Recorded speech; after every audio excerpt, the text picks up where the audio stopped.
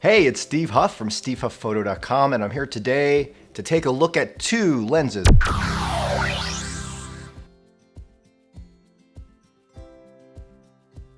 I already gave a look at the Myer Optik Gorlitz 50 f9.5 Nocturnus 2. I'm going to take another look at that and show you guys some images I've captured recently with it, as well as the 100 f2.8 Myer Optik Gorlitz Trioplan 100 f2.8. Now this lens is pretty cool, though it's not for everybody. I will tell you right now, neither of these lenses are for everyone. You have to want something different, something artistic, something unique. Now I'm going to talk here while throughout my talk I am going to overlay some images shot with both of these lenses. But first we'll focus on images from the 100 Trioplan f2.8, which comes in three different colors. This is the titanium finish right here. Let's make sure it's focusing. And it's a beautiful lens. It's made in Germany by Myer Optik. And the titanium is a limited edition. It also comes in black.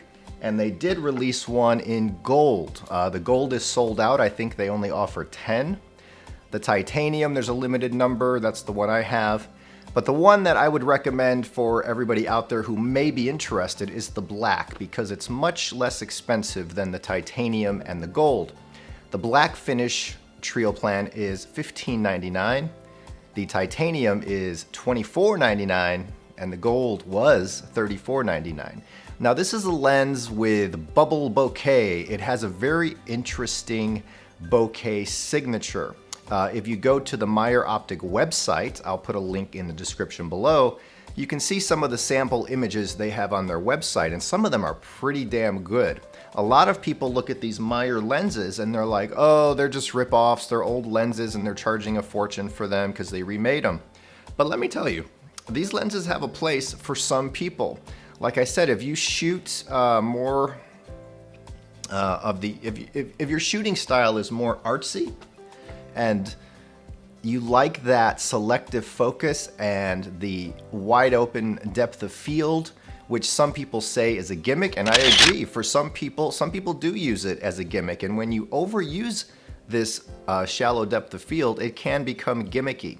So anyone who shoots lenses like this, I don't think they shoot them all the time. For me, it's a limited use. It comes out every now and again, but for portraits, the 100 f2.8 is beautiful. You know, there's an obsession today with lenses being sharp and brutally sharp and crisp and corner to corner and high contrast and smooth as you can imagine bokeh, which is fine. There's a place for that for 90% of people. That's why the new Sony G Master lenses are so amazing. That's why Leica M lenses and Leica SL lenses are so amazing. That's why some Canon lenses, the L Glass and Nikon, are so amazing. Same goes with Fuji and Olympus. But sometimes we don't want absolute perfection in a lens. Sometimes images can be better when they're not so perfect. Now, I've seen a lot of images in my time as a photographer, as a reviewer, and I'm always drawn to those that are unique. Those images that have a character and a style all their own, images that are not trying to copy everyone else with the crisp modern day look. You know, sometimes you see these old vintage images from the past where they used old vintage lenses, and you're like, wow, that's beautiful. And the thing is, if you look at it, it's not sharp. The bokeh can be a little swirly sometimes, but the images have that feeling like it touches your soul, it touches your heart. It makes you really think, wow, that's a beautiful portrait or a beautiful image. That's when lenses like this come into play. Though if you use them every day, you're gonna get sick of the look and then you're gonna tire of the look. So use lenses like this sparingly. But I will say that the Trioplan 100 f2.8, it's not a razor sharp lens. In fact, it's a little soft. It's not a high contrast lens. It's actually the opposite. It has very low contrast out of the camera, but remember, it is a 100-year-old design that Myer Optik brought back, and they did a little upgrade to it. It has 15 stainless steel aperture blades inside this guy. you can kind of see through. I'm gonna turn the aperture. You can kind of see it. Now it has a clickless aperture and completely silent focusing, they say. So if you use it on video, you're not going to have the noise, any clicking noise that are usually associated with the autofocus lenses. So remember, also, this is a pure manual focus lens. Now I have the M mount, as you can see. Let me show you again. This is an M mount for Leica M. But since I have an adapter, which is right here, I have the Voigtlander close focus. See if we can get it to focus on the adapter. I have the Voigtlander close focus adapter that takes Leica M mount lenses and converts them to Sony E mount, so I can use them on the A7 series or the new A9.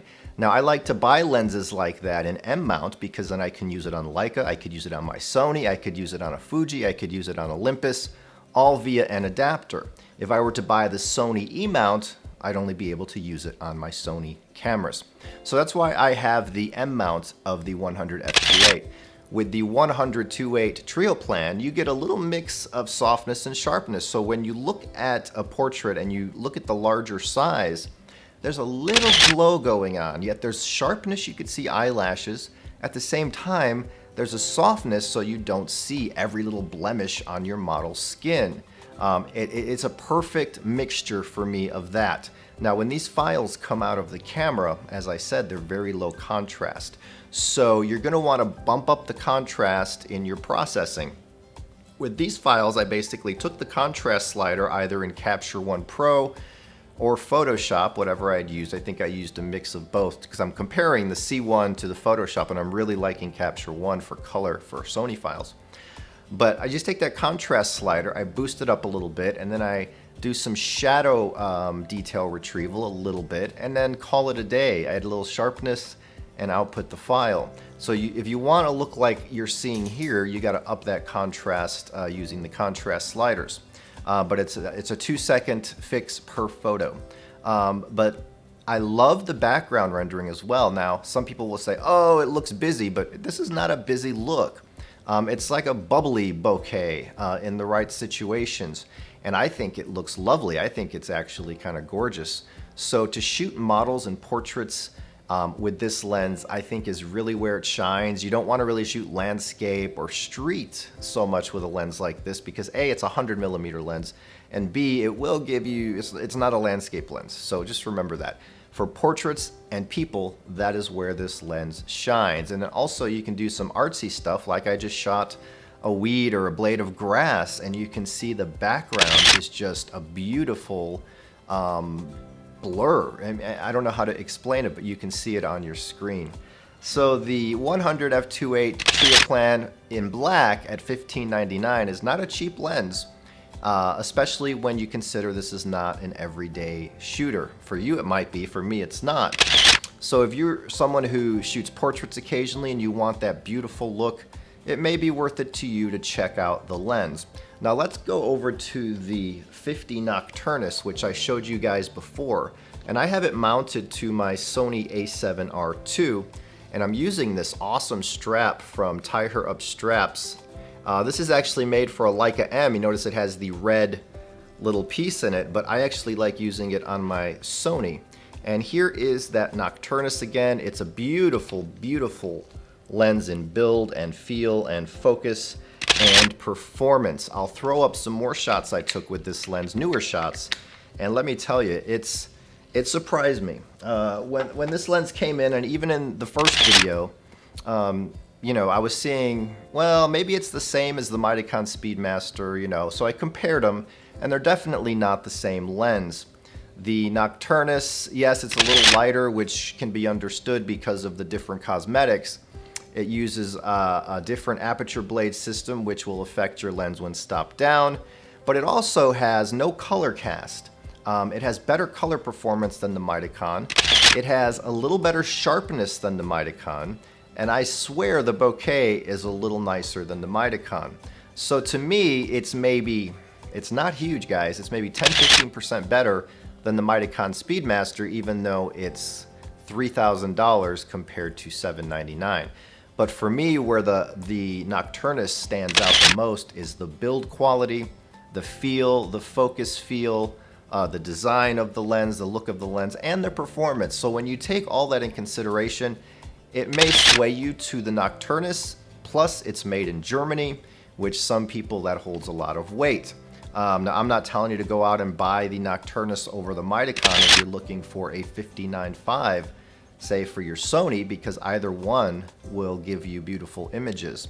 But the Mitakon has that little extra step of everything by 10-15% that does make it a better lens. Now, as you can see some of the photos here, I'm going to throw up a portrait that is a straight out of the camera portrait at f9.5 using the Sony A9. But at 59.5 out of camera JPEG on the A9, it blew me away. There's sharpness in the eyes just right. Her nose isn't totally out of focus. You know, it's a nice, soft, lovely portrait, and that background blur just kind of mends in and melts away, and it's not busy or distracting. So this shows you the beauty of the Nocturnus 2 lens. Both of these lenses from Myer Optik Gorlitz, both made in Germany. I really enjoyed both. Yeah, they're a little on the pricey side. I wish they were a little less expensive.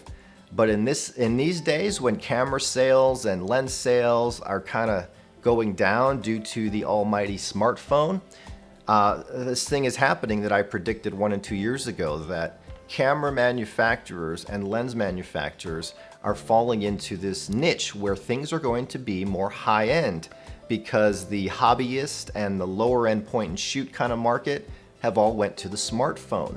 So today what we're seeing are cameras made for enthusiasts, pros, and very enthusiastic amateurs who like nice gear. So these two lenses, yeah, they're a little overpriced in my opinion, but if you want that look, it's cheaper than some of the alternatives. So really, it all depends on your personal preference, your style, what you like to see in your images and rendering. And if this is what you like, you're really not going to get that look from anything else. These are very unique lenses. Well, the Mitakon Speedmaster looks somewhat like the Nocturnus, and I do believe they're based off the same lens, but there are improvements, as I said. The 100 Trioplan, you're not going to be able to get that look with some $20 or $100 lens slapped onto a micro Four Thirds camera. They're made for full frame cameras. They'll work on APS-C, APS-H, and you can buy them. Sorry, my nose is itchy, might be irritating.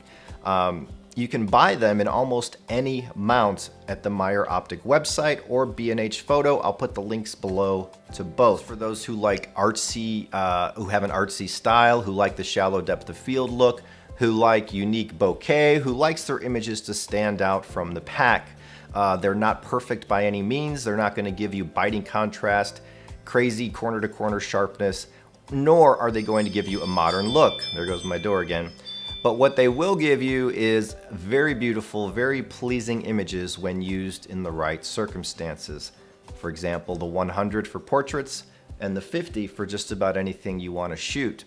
When you stop these guys down, they get much sharper, but the beauty in both of these lenses lies at f9.5 and f2.8. So this is Steve. I hope you enjoyed my little talk about these two Myer Optik lenses. I'm hoping to get one more Myer Optik lens, another 50. And if I do, I will be sure to review that lens as well. You can see both written reviews for these lenses, as well as the new Sony 16-35 G Master, up at my website at stevehufpphoto.com. I'll see you guys next time. Bye.